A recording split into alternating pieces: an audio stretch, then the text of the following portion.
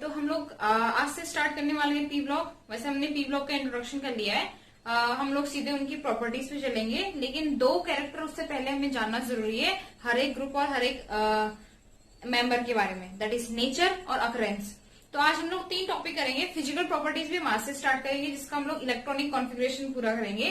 ठीक है, सारे एलिमेंट्स की फिजिकल प्रॉपर्टीज हम एक साथ करेंगे ताकि हम लोग वेरिएशन को समझ सके कि ग्रुप में ऊपर से नीचे जाने पे, पीरियड में लेफ्ट से राइट जाने पे, डायगोनल रिलेशनशिप, ये सब कैसे काम करते हैं। इसलिए हम लोग सारी प्रॉपर्टीज एक साथ करने वाले हैं। यानी आज हम लोग 3 टर्म करेंगे, that is nature, occurrence and electronic configuration. ठीक है, स्टार्ट करते हैं दो नॉर्मल कंडीशन, यानी उनके नेचर से और उनके अकरेंस से। हम लोग पढ़ रहे हैं ग्रुप 13 का। सबसे पहले हम लोग पहला ग्रुप पढ़ रहे हैं, ग्रुप 13 पी ब्लॉक का पहला ग्रुप है ग्रुप 13, जिसके अंदर जो एलिमेंट्स आते हैं वो आता है बोरोन, एल्यूमिनियम, गैलियम, इंडियम और थैलियम। ये मेंबर है इसके अलावा इसके अंदर क्या आता है, नियोडियम भी आता है, लेकिन ये रेडियोएक्टिव है। इस पूरा जो लास्ट वाला पीरियड होगा इसका वो हम लोग नहीं पढ़ेंगे, उसके अंदर सारे रेडियोएक्टिव आएंगे। ये मैं पहले वाले वीडियो में बता चुकी हूँ। ठीक है, सारे एलिमेंट जो रेडियोएक्टिव होंगे वो हम लोग नहीं करेंगे, उनकी प्रॉपर्टीज अभी तक एग्जैक्टली क्लियर नहीं है। वो हम लोग पीरियोडिसिटी से डिफाइन कर सकते हैं, लेकिन उसकी जरूरत नहीं है। पहले हम लोग इन्हीं एलिमेंट्स के बारे में बात करते हैं। तो सबसे पहले ग्रुप 13 के एलिमेंट्स के नेचर की बात करते हैं कि किस नेचर के हैं। तो स्टार्टिंग की दो मेंबर, दैट इज बोरोन और एल्यूमिनियम, ये दिखाते हैं नॉन मेटल नेचर। ठीक है, नॉन मेटालिक नेचर शो करते हैं, यानी ये नॉन मेटल होते हैं। जबकि जो गैलियम होता है वो कैसा होता है, मेटलॉइड नेचर का, ये एक तरह से मिडल बिहेवियर करता है। और इंडियम और थैलियम जो होते हैं ये दोनों मेटल की तरह बिहेव करते हैं। ठीक हो गया, दो नॉन मेटल है, एक मेटालिक नेचर का है, सॉरी मेटालिक नहीं, मेटलॉइड नेचर का है, मेटलॉइड नेचर का। जबकि लास्ट के दो जो होते हैं मेटल नेचर की बिहेव करते हैं। इसके अलावा अकरेंस देखते हैं नेचर में कहाँ कहाँ प्रेजेंट है। तो जो बोरोन होता है ये बोरेट्स के फॉर्म में ज्यादातर मिलता है, बहुत ही रेयर होता है, स्पार्शली मिलता है, पूरी तरह से क्या होता है, बिखरा हुआ रहता है नेचर में। एक जगह पे इसका अमाउंट ज्यादा नहीं होता है, बस ये थोड़ा अमाउंट में मिलता रहता है। एल्यूमिनियम टॉप 3 में आता है। ठीक है, 6.8% अर्थ क्रस्ट में इसका क्या होता है, परसेंटेज होता है। ठीक है, बॉक्साइड के फॉर्म में ज्यादातर मिलता है। इसके अलावा एल्यूमिना, इसका जो ऑक्साइड है उसके फॉर्म में। अब बात करते हैं लास्ट के 3 की, ये बहुत ही रेयर मिलते हैं। ये 3 ऐसे एलिमेंट हैं जो बहुत ही क्या मिलते हैं, रेयर अमाउंट है इनका, बहुत ही कम अमाउंट में मिलते हैं, और ना ही इनका कोई कॉमर्शियली कोई यूज है। कॉमर्शियली भी इनका ज्यादा कोई यूज नहीं है, और इसीलिए नेचर में क्या होते हैं, ज्यादा अमाउंट में होते भी नहीं है। क्योंकि एलिमेंट का परसेंटेज हमेशा, नेचर भी क्या होती है, बहुत समझदार होती है ना, उसी हिसाब से जिसका जितना यूज है उसका परसेंटेज उतना ही ज्यादा है। तो इस हिसाब से ये ग्रुप 13 की बात हुई इनकी नेचर और अकरेंस की। अब चलते हैं नेचर और अकरेंस इसका ग्रुप नंबर 14 का। नाम क्या है उस ग्रुप का, उसको हम लोग कह देते हैं carbon family. Group number 14 carbon family कहते हैं इसका। इसके अंदर मेंबर है कार्बन, सिलिकॉन, जर्मेनियम, टिन और लेड, ये मेंबर है। लास्ट वाला मेंबर को हम नहीं ले रहे हैं। ठीक है, रेडियोएक्टिव नेचर क्या है, अगर हम बात करें इसमें, तो इसमें जो 2 मेंबर है स्टार्टिंग के, कार्बन और सिलिकॉन, ये किसकी तरह बिहेव करते हैं, नॉन मेटल की तरह। यानी हम बात कर रहे हैं ग्रुप नंबर 14 के नेचर की। और जर्मेनियम और टिन जो होते हैं ये बिहेव करते हैं, इसमें वैसे जर्मेनियम ज्यादा मेटलॉइड की तरह बिहेव करता है, लेकिन टिन का भी थोड़ा बहुत क्या होता है, मेटलॉइड बिहेवियर होता है। ठीक हो गया, कैसा बिहेव होता है, मेटलॉइड। जबकि जो लेड होता है वो मेटल की तरह बिहेव करता है।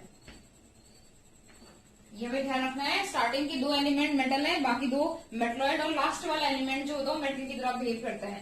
टिन में भी थोड़ा बहुत मेटल नेचर होता है, लेकिन हम इसको मेटलॉइड लिख सकते हैं। अगर बात करें अकरेंस की, अगर हम बात करें तो अकरेंस में कार्बन के बारे में बात करते हैं। तो कार्बन एटमोस्फेयर में कार्बन डाइऑक्साइड के फॉर्म में होता है।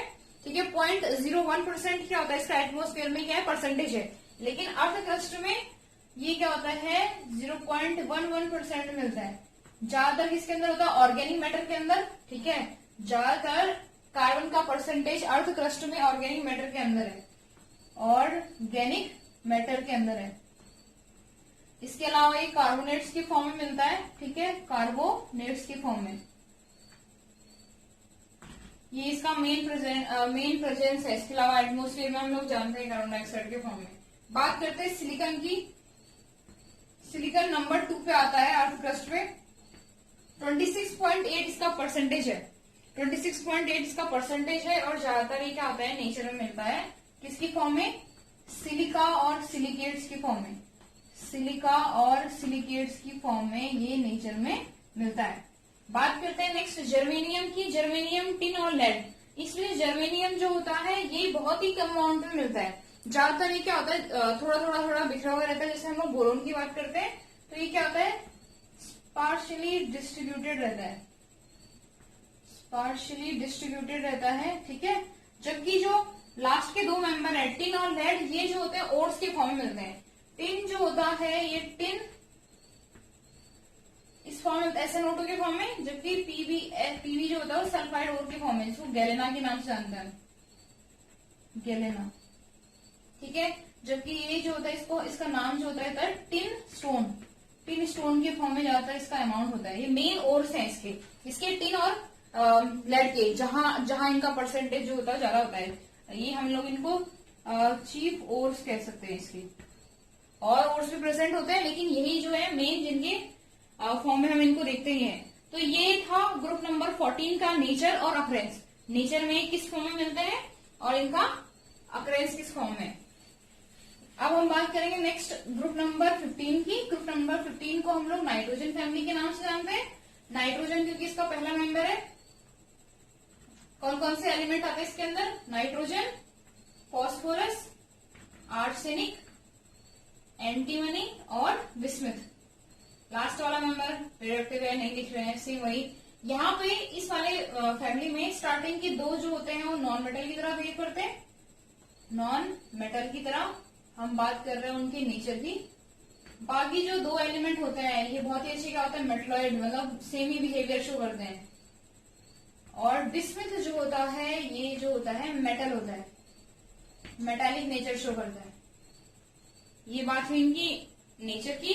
अब बात करते हैं इनकी अकरेंस की, किस किस फॉर्म में मिलते हैं। तो नाइट्रोजन का एटमॉस्फेयर में 78% है, यानी काफी ज्यादा अमाउंट में मिलता है। लेकिन अर्थ क्रस्ट से डायरेक्ट क्या नहीं कर सकता, इंटरेक्ट नहीं कर सकता अपने इनर्ट बिहेवियर के कारण। ये कुछ ओट्स के फॉर्म में मिलता है। नाइट्रोजन जो होता है ये मिलता है ज्यादातर NaNO3, जिसको चाइल्ड क्या कह देते हैं, चाइल्ड पीटर के फॉर्म में कह देते हैं।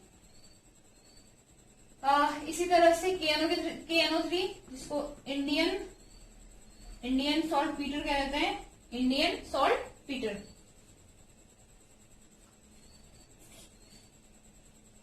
इसको इंडियन सॉल्ट पीटर कह देते हैं,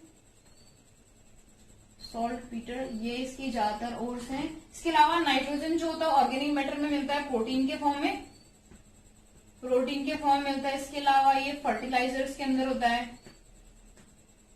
नाइट्रोजन जो होता है वो बहुत अलग अलग फॉर्म में रहता है, ठीक है। ये इसके मेन फॉर्म से इसके अलावा कई अदर फॉर्म में प्रेजेंट होते हैं। तो ये बात हुई नाइट्रोजन की। अब बात करते हैं फॉस्फोरस की। तो फॉस्फोरस जो होता है वो मिलता है फॉस्फेट के फॉर्म में। ये फॉस्फेट के फॉर्म में किसके अंदर मिलता है, रॉक्स के अंदर, ठीक है, रॉक्स में मिलता है। इसके अलावा किसके फॉर्म में मिलता है, ये एपिटाइट फैमिली के अंदर मिलता है। Appetite family that is CA3PO4 का होल 2 CaX2। इस फैमिली के अंदर जो होता है वो फॉस्फोरस का प्रेजेंस होता है। इसके अलावा अगर हम लोग बात करें ह्यूमंस की, एनिमल्स की जो बोन्स होते हैं उसमें फॉस्फोरस प्रेजेंट होता है बोन्स के अंदर। इसके अलावा फर्टिलाइजर सॉइल में प्रेजेंट होता है। सॉइल का मैक्रोन्यूट्रिएंट कहलाता है, ठीक है। अब बात करते हैं इन तीनों की, आर्सेनिक, एंटीमनी और बिस्मथ। ये जो होते हैं ये ज्यादातर जो मिलते हैं वो मिलते हैं सल्फाइड ओर्स के अंदर। थोड़ा बहुत ये अपने सल्फाइड ओर्स में प्रेजेंट होते हैं, पर इनका अमाउंट इतना कोई ज्यादा नहीं होता, ठीक है। तो ये था ग्रुप नंबर 15 का नेचर और अकरेंस, किस फॉर्म में मिलते हैं ये और क्या इनका क्या है प्रेजेंस है, किस किस कंपाउंड के फॉर्म में मिलते हैं। ये ध्यान रखना, हम लोग अकरेंस में ज्यादातर अर्थ क्रस्ट की बात करते हैं। अर्थ क्रस्ट में किस फॉर्म में प्रेजेंट होते हैं। हम लोग जा रहे हैं ग्रुप नंबर 16 ऑक्सीजन फैमिली। इनको एक और नाम से जानते हैं, कौन सा नाम बताओ? कैलकुजेंस, चैल्कोजेंस, जो भी पढ़ते हो आप लोग उसको चैल्कोजेंस। ठीक है, इसका मीन्स क्या होता है? Ores forming. तो मेटालिक ज्यादातर जो ओर्स होते हैं वो दो ही फॉर्म होते हैं, या तो होते हैं ऑक्साइड और या क्या होते हैं? सल्फाइड। तो ऑक्सीजन की जो फैमिली है इसका स्टार्टिंग के जो दो मेंबर है यानी ऑक्सीजन और सल्फर, ये ज्यादातर जो होते हैं ये क्या करते हैं? ओट्स बनाने में हेल्प करते हैं, ओट्स बनाने में हेल्प करते हैं, इसलिए इसको कैल्कोजेंस के नाम से जानते हैं इस फैमिली को। ग्रुप नंबर क्या है ये? 16। ग्रुप नंबर 16 है। ऑक्सीजन, सल्फर, सिलीनियम, टेल्यूरियम और पोलोनियम, ये इसके मेंबर्स हैं। तो अगर हम इनका नेचर देखें तो स्टार्टिंग के जो तीन एलिमेंट्स हैं यहाँ, ये नॉन मेटल की तरह बिहेव करते हैं, नॉन मेटल की तरह, जबकि जो टेल्यूरियम और पोलोनियम होता है ये मेटलॉइड की तरह बिहेव करते हैं, मेटलॉइड की तरह बिहेव करते हैं, यानी यहाँ एक भी मेटालिक नेचर वाला एलिमेंट प्रेजेंट है ही नहीं। तो स्टार्टिंग के तीन जो है नॉन मेटल की तरह बिहेव करेंगे, टेल्यूरियम और पोलोनियम, पोलोनियम क्योंकि रेडियो एक्टिव है, ठीक है, तो ये मेटलॉइड की तरह बिहेव करता है यहाँ। इसके अलावा अगर हम इनके अक्रेंस की बात करें तो ऑक्सीजन जो होता है वो, अगर हम एटमोस्फेयर में बात करें तो 20.9%, तो ये 20.94% जो होता है इसका एटमोस्फेयर में होता है। लेकिन अगर हम अर्थ क्रस्ट की बात करें तो ये 46.8% किसे मिलता है? अर्थ क्रस्ट में। ये टॉप एलिमेंट है, ठीक है, ऐसा सबसे ज्यादा मिलने वाला एलिमेंट है अर्थ क्रस्ट में। 46.8% क्या होता है? अर्थ क्रस्ट के अंदर होता है, चाहे वो सी वाटर में हो, ऑक्साइड्स के फॉर्म में हो, या इसके ओट्स हो, अलग अलग फॉर्म में ये मिलता है। इसके अलावा अगर हम सल्फर की बात करें तो सल्फर भी जो होता है वो डिफरेंट डिफरेंट फॉर्म में क्या मिलता है? नेचर में मिलता है। सल्फर की परसेंटेज जो होती है वो अलग अलग होती है, चाहे वो सल्फेट के फॉर्म में हो, सल्फाइड्स के फॉर्म में हो, ठीक है, ये अलग अलग टाइप की सॉल्ट बनाता है। अगर हम लोग सल्फेट की बात करें, सल्फर जो होता है वो या तो सल्फेट की फॉर्म में मिलता है, सल्फेट में इसमें क्या आता है? CuSO4 7H2O, जिप्सम, जिप्सम के फॉर्म में। इसी तरह से ये इप्सम सॉल्ट भी होता है इसका, इप्सम सॉल्ट जो होता है इसका फॉर्मूला क्या होता है? MgCl2 2H2O, ठीक है, ये भी क्या होता है? इसका सॉल्ट होता है। इसके अलावा ये सल्फाइड्स के फॉर्म में मिलता है, सल्फाइड, जिसमें एक तो गैलेना होता है, PbS, इसका नाम क्या होता है? गैलेना, या ZnS हो गया, जिंक ब्लेंड, जिंक ब्लेंड, ठीक है, या कॉपर पायराइड हो गया, CuFeS2। ये कई ऐसे इसके ओर्स हैं जिस फॉर्म में मिल सकते हैं। तो ज्यादातर ये सल्फेट और सल्फाइड के फॉर्म में होता है, जो हमने बता दिया, ठीक है। सिलीनियम, टेल्यूरियम, पोलोनियम, इनका अमाउंट जो होता है बहुत ही रेयर होता है, ठीक है, ये बहुत ही रेयर मिलते हैं अर्थ में, इनके इतना परसेंटेज नहीं है। हमें मेन ध्यान देना ऑक्सीजन और सल्फर पे, और हमने बता दिया किस किस फॉर्म में मिल सकते हैं, और इसके कई अलग अलग ओर्स और भी प्रेजेंट हो सकते हैं। इनके अलावा भी कई अदर ओर्स भी क्या होते हैं? प्रेजेंट होते हैं। अच्छा, इप्सम सॉल्ट जो होगा ये MgSO4 होगा, सल्फेट है ना, सल्फेट, MgSO4 होगा, ठीक है।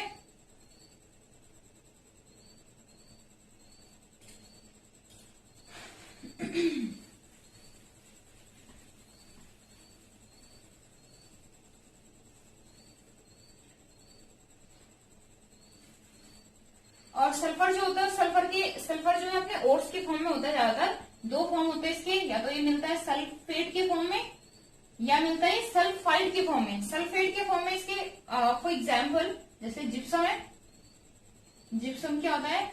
कॉपर का सल्फेट, और इसमें क्या होता है? वाटर क्रिस्टलाइज फॉर्म में अटैच होता है। इसी तरह से इप्सम सॉल्ट, इप्सम सॉल्ट में क्या होता है? Mg के साथ SO4 होता है, और इसमें साथ में वाटर क्रिस्टलाइज होता है, ये हो गया सल्फेट। इसी तरह से सल्फाइड होता है, सल्फाइड जो होता है जैसे गैलेना हो गया, या ZnS, जिसको क्या बोल देते हैं? जिंक ब्लेंड, कॉपर पायराइड हो गया, CuFeS2। इस तरह कई अदर ओर्स जो होते हैं इसके प्रेजेंट होते हैं, किसके? सल्फर के। सल्फाइड, चाहे वो सल्फेट हो गया, सल्फाइड हो गया, ठीक है। इसके अलावा अदर भी होते हैं, लेकिन मेन जो ओर्स हैं जिनमें जहां परसेंटेज सल्फर का ज्यादा होता है वो यही है। ऑक्सीजन नहीं है। बाकी जो 3 एलिमेंट है सिलीनियम, टेल्यूरियम और पोलोनियम, ये बहुत ही क्या मिलते हैं, रेयर फॉर्म में मिलते हैं। ठीक है, इनका परसेंटेज इतना ज्यादा नहीं है किसमें, अर्थ में, अर्थ क्रस्ट में। तो ये बात हुई इनके नेचर की, ये बात हुई इनके अपीयरेंस की। अब चलते हैं ग्रुप नंबर 17, जिनको हम लोग हेलोजेंस के नाम से भी जानते हैं। इसके अंदर 6 मेंबर होते हैं। लास्ट के जो 2 होते हैं एस्टार्टीन और टेनेसाइन, ये दोनों के दोनों जो मेंबर होते हैं रेडियोएक्टिव होते हैं। इनको हम लोग देखेंगे नहीं, आई मीन इनकी हम लोग स्टडी नहीं करेंगे। तो हम लोग स्टार्टिंग के केवल 4 मेंबर की बात करते हैं, जिनके नाम जो होते हैं वो क्या होते हैं, फ्लोरीन, क्लोरीन, ब्रोमीन और आयोडीन। ये चारों के चारों जो होते हैं, अगर हम नेचर वाइज कहें तो ये नॉन मेटल होते हैं। ठीक है, जिसमें से जो आयोडीन होता है इसके अंदर थोड़ा बहुत क्या होता है, मेटालिक नेचर मिलता है। ठीक है, आयोडीन जो होता है, क्योंकि हम जानते हैं कि ग्रुप में ऊपर से नीचे जाने पे मेटालिक कैरेक्टर बढ़ता है। ठीक है, तो ग्रुप 17 का जो लास्ट मेंबर है आयोडीन, इसके अंदर मेटालिक नेचर मिलता है। अगर हम अक्रेंस की बात करें तो हम लोग बोल ही चुके हैं कि हेलोजेंस मीन्स क्या होता है, सॉल्ट फॉर्मिंग। ये क्या करते हैं, सॉल्ट बनाते हैं। अलग अलग टाइप्स के इनके सॉल्ट हो सकते हैं। तो जो हम लोग देखने वाले हैं, सबसे पहले बात करते हैं हम लोग फ्लोरीन की। फ्लोरीन किस फॉर्म में मिलता है, फ्लोरीन जो होता है ये मिलता है CF2। ठीक है, एपेटाइट फैमिली के अंदर भी था ये, हमने पढ़ा था ये CH3PO4 का होल 2, और ये CF2 बोल देते हैं इसको बोल देते हैं हम लोग फ्लोरोएपेटाइट। और अदर ओर्स मिलते हैं इसके। अगर हम लोग क्लोरीन की बात करें तो क्लोरीन जो होता है ज्यादातर सी सॉल्ट, इसको रॉक सॉल्ट कहते हैं, CaCl। इसके अलावा इसका नाम क्या होता है, रॉक सॉल्ट। और इसके अलावा कार्बोनाइट, KCl, MgCl2। ठीक है, 2H2 कार्बोनाइट बोलते हैं, इसका नाम क्या होता है, कार्नेलाइट। इन्हीं 2 हेलोजेंस का परसेंटेज जो होता है वो थोड़ा ज्यादा होता है, लेकिन ब्रोमीन और आयोडीन का परसेंटेज क्या होता है, थोड़ा कम होता है। आयोडीन जो होता है वो ज्यादातर एक्वाटिक एनिमल्स के अंदर मिलता है। एक्वाटिक एनिमल्स में ज्यादातर इसका परसेंटेज होता है। क्लियर हुई बात? ठीक है, तो ये स्टार्टिंग के इन दोनों के ओर्स देख लीजिए कौन कौन से हैं और किस किस फॉर्म में मिलते हैं। ये मेन इसका अक्रेंस हुआ, लेकिन ब्रोमीन और आयोडीन जो होता है वो ज्यादा अमाउंट में नहीं मिलता। तो ये था इनका नेचर, नॉन मेटल नेचर के सारे, और ये था इनका अक्रेंस। अब हम लोग जो पढ़ने वाले हैं ये है इलेक्ट्रॉनिक कॉन्फ़िगरेशन, क्योंकि ग्रुप 18 को हम अलग से पढ़ेंगे। तो ग्रुप 17 तक नेचर और अक्रेंस खत्म हुआ। अब हम लोग जो देखने वाले हैं ये क्या है, इलेक्ट्रॉनिक कॉन्फ़िगरेशन। क्या करने वाले हैं हम,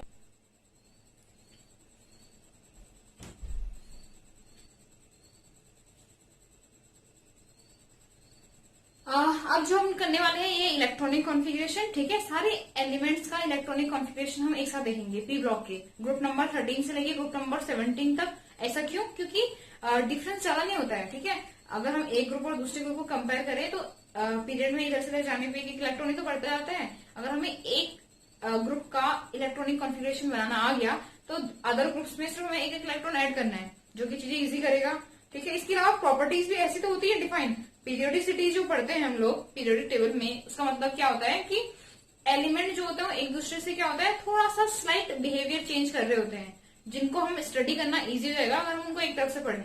इसलिए हम लोग कैरेक्टर्स को इसी टर्म में पढ़ने वाले हैं। इलेक्ट्रॉनिक कॉन्फ़िगरेशन को भी ऐसे करेंगे हम। अब इलेक्ट्रॉनिक कॉन्फ़िगरेशन लिखने से पहले हम लोग 2 टाइप से इलेक्ट्रॉनिक कॉन्फ़िगरेशन लिखते हैं, एक सेल्स के फॉर्म में, एक होता है सब सेल के फॉर्म में। एक होता है 288 जिनको मैजिक नंबर्स कहते हैं उनके फॉर्म में, दूसरा होता है सबसेल यानी SPDF के फॉर्म में। ठीक है, और हम दोनों करने वाले हैं।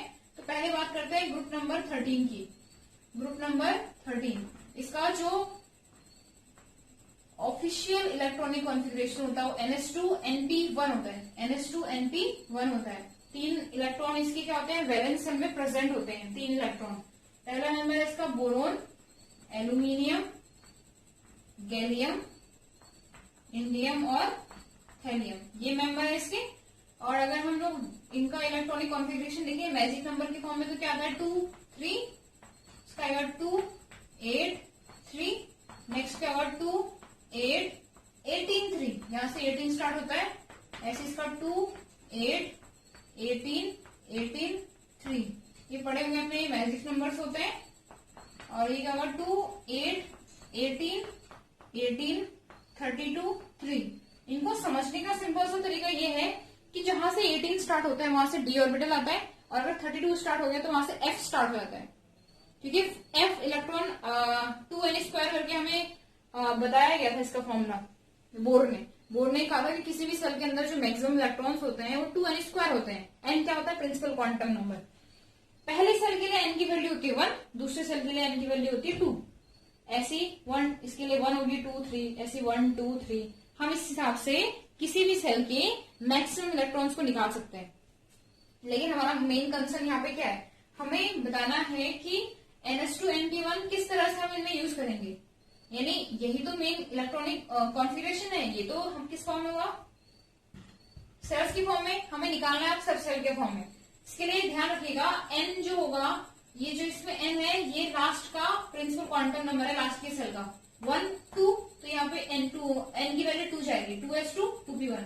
यहाँ पे 1 2 3, तो क्या होगा? 3s2 3p1। इसमें 1 2 3 4 क्या जाएगा? 4s2 4p1 and so on, इस तरह से नीचे जाने पे।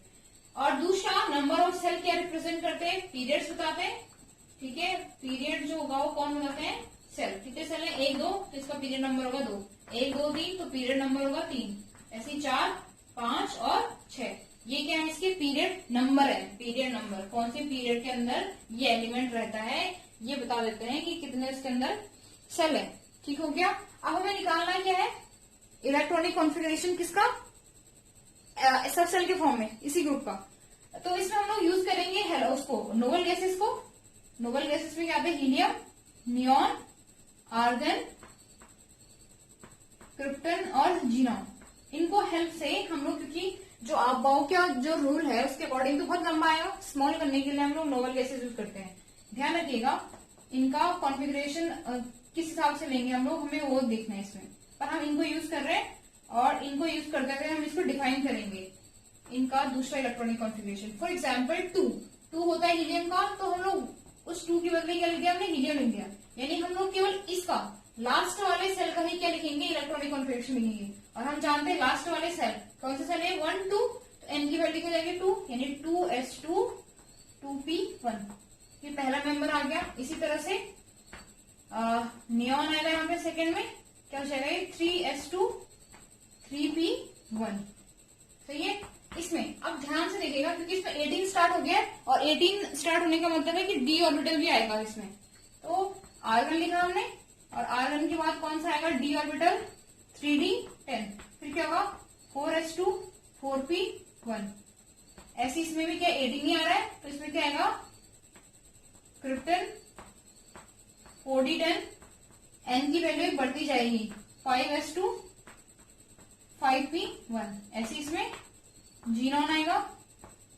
अब इसमें देखना 32 आ गया, F D तो आ चुका है, अब बचा कौन है? F। तो इसमें F भी आना स्टार्ट हुआ है, यानी 4p आएगा, 4pF, क्योंकि सबसे पहला F ब्लॉक जो होता है 4 का ही स्टार्ट होता है। 4pF, इसमें 14 इलेक्ट्रॉन होते हैं। इसके बाद इससे एक बड़ा क्या होगा? D, that is 5d10। इसको अगर आप लोग अगबाओ के हिसाब से लिख सकते हो, पूरा ही लिख सकते हो, ऐसे कोई प्रॉब्लम नहीं है। अगर इसमें थोड़ा समझ में ना आए तो पूरा लिख लेना।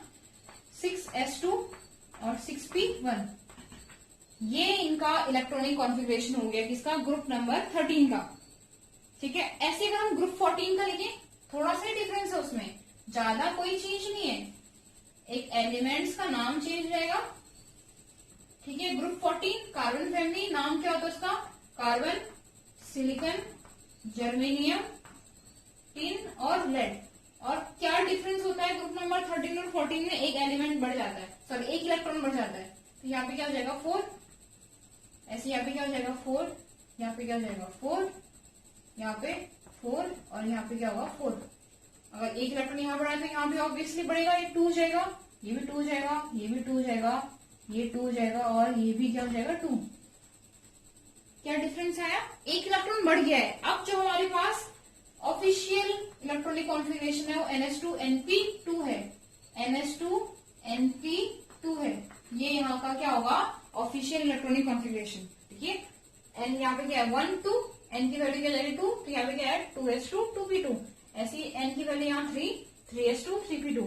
एंड यहाँ पे क्या होगा? क्योंकि 18 स्टार्ट होता है तो d में 10 इलेक्ट्रॉन 10 और यहाँ पे f भी, क्योंकि 32 इलेक्ट्रॉन आ गए। ठीक है, क्लियर हुआ? इसी तरह से ग्रुप 15 में क्या डिफरेंस आएगा? फिर ग्रुप 15 में क्या डिफरेंस आएगा? लास्ट में जो इलेक्ट्रॉन्स होंगे वो कितने बढ़ जाएंगे, अब कितने बढ़ेंगे। अब वैलेंस सेल में ग्रुप 15 के लिए कितने इलेक्ट्रॉन होते हैं, होते 5 इलेक्ट्रॉन होते हैं, तो ये हो जाएगा NH2NP3। यहाँ पे कितना जाएंगे 5, क्योंकि इनके वैलेंस सेल में कितने इलेक्ट्रॉन होते हैं 5, यहाँ जाएंगे 5, और यहाँ पे कितना हो जाएगा P क्या आता है 3, क्योंकि 5 ही होते हैं, 3 और 2 5, सब में लास्ट में P3 हो जाएगा। सेम है, बस एक इलेक्ट्रॉन एड अप किया हमने, यानी हम लोग 20 के इलेक्ट्रॉन को तो छेड़ ही रहे, केवल किसमें फर्क आ रहा है, वैलेंस सेल में। वैलेंस सेल में इलेक्ट्रॉन बढ़ते जा रहे हैं, और अगर हम सब सेल में देखें तो सब सेल में एक इलेक्ट्रॉन बढ़ते जा रहे हैं एक्स्ट्रा। यानी अगर हम लोग ग्रुप 16 की बात करें, इसी तरह से अगर हम लोग ग्रुप 16 की बात करें,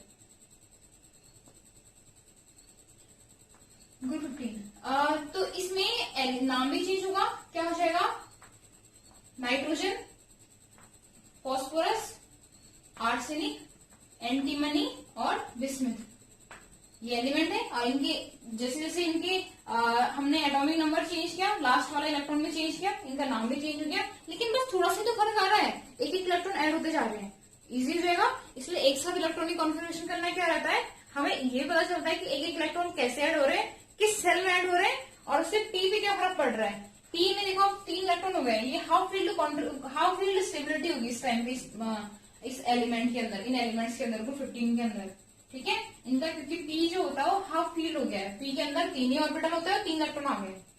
इसी तरह से अगर हम लोग ग्रुप 16 की बात करें, ठीक है, ग्रुप 16 में क्या होगा, एलिमेंट्स चेंज होंगे। एलिमेंट्स कौन आएंगे इसके अंदर, ऑक्सीजन, सल्फर, सिलीनियम, टेल्यूरियम और पोलोनियम, ये आया, ठीक है। तो लास्ट का इलेक्ट्रॉन कितने होते हैं इसके अंदर, इस ग्रुप का फीचर है कि इसके वैलेंस सेल में कितने इलेक्ट्रॉन होते हैं, 6 इलेक्ट्रॉन होते हैं, 6 इलेक्ट्रॉन होंगे। तो इनका जो ऑफिशियल इलेक्ट्रॉनिक कॉन्फ़िगरेशन होता है वो NH2NP4 होता है, 6 इलेक्ट्रॉन है यहाँ से सेम। और इसी तरह से P में कितने जाएंगे, क्योंकि 6 हैं तो S में तो 2 ही रहेंगे, P में इलेक्ट्रॉन चेंज हो रहे थे, यहाँ पे P में कितने जाएंगे 4 इलेक्ट्रॉन, ठीक है। P में कितने जाएंगे 4 इलेक्ट्रॉन्स, सही है। तो ये किसका है, ग्रुप नंबर 16 का है, थोड़ा सा डिफरेंस आया। इसी तरह से अगर हम लोग ग्रुप 17 की बात करें, जिनको हम हेलोजेंस कह रहे हैं, ठीक है, ग्रुप नंबर किसकी बात करें 17 की, जिनका नाम क्या है हेलोजन, तो उनमें क्या हो जाएगा NH2NP5 हो जाएगा। कौन होता है इसमें, फ्लोरीन, क्लोरीन, ब्रोमीन, आयोडीन, और ये लिखो ना लिखो सही है, एस्टाटीन, ठीक है। इसमें लास्ट में जो इलेक्ट्रॉन होंगे, क्योंकि इस ग्रुप का फीचर ही ये होता है कि लास्ट में इलेक्ट्रॉन जो होते हैं वो कितने होते हैं 7, कितने होंगे 7, सही है, सबके अंदर 7 और पी में कितने होते हैं 5। पी में यहाँ पे इसका फीचर होता है कि पी में कितने इलेक्ट्रॉन होंगे 5, तो ये हो जाएगा 5, ठीक है। तो ये सिंपल है, ज्यादा इजी इलेक्ट्रॉनिक कॉन्फ़िगरेशन करना, अलग अलग करने से अच्छा है हम लोग एक का सीखें, एक ग्रुप का, और उसमें हमें पता है कि इलेक्ट्रॉन किस तरह से ऐड करने हैं। वैलेंस सेल में एक इलेक्ट्रॉन बढ़ जाएगा तो पी में भी एक इलेक्ट्रॉन बढ़ेगा, क्योंकि पी ब्लॉक के मेंबर है तो लास्ट इलेक्ट्रॉन पी में ही जाएगा, ठीक है। और मैक्सिमम इलेक्ट्रॉन पी में 6 ही रह सकते हैं, तो उस हिसाब से 6 ही हमारे पास ग्रुप होते हैं, जिनमें से हम 5 ग्रुप पढ़ रहे हैं इस टाइम पे, ग्रुप नंबर 13 से लेकर ग्रुप नंबर 17 तक, ठीक है। ये हुआ इनका इलेक्ट्रॉनिक कॉन्फ़िगरेशन। अब हम लोग नेक्स्ट क्लास में इनकी फिजिकल प्रॉपर्टी स्टार्ट करेंगे ढंग से, ठीक है, इसके बाद मिलते हैं, ओके।